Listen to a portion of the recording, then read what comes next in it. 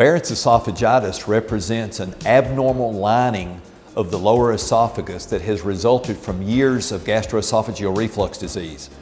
This is where the lining of the esophagus starts to change to become more like the lining of the stomach. And one might presume that since stomach acid is made in the stomach and the stomach is lined to defend itself, that might be a helpful act on behalf of the esophagus to try to defend itself against acid reflux. But quite the contrary, the esophagus was never intended to be bathed in stomach acid, and by reflux causing acid to come into the esophagus is irritated, undergoes an area of injury, and starts to change. And the worrisome part of Barrett's esophagitis is a good percent of people with Barrett's esophagitis have an opportunity and a predilection to turn towards an esophagus cancer. And we cannot make steady prediction about who is at risk for developing esophagus cancer.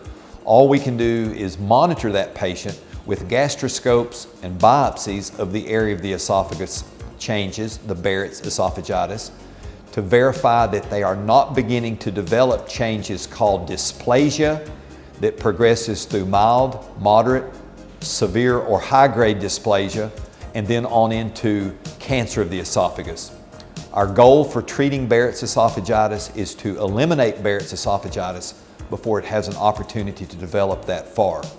The treatment for Barrett's esophagitis can be to stop the reflux. We know that some people who have procedures to stop their reflux, that the Barrett's may stop its progression, and in fact, in some instances, may actually regress back to a normal esophagus lining.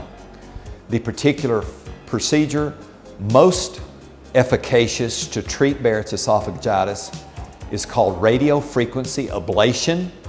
It's a trade name HALO, H-A-L-O procedure, where the area of the Barrett's esophagitis is treated with high-frequency thermal energy to literally excoriate the area of esophagitis Barrett's and allow healing of new tissue, new esophagus tissue to grow into that area, which is then monitored and rebiopsied weeks later to verify complete removal.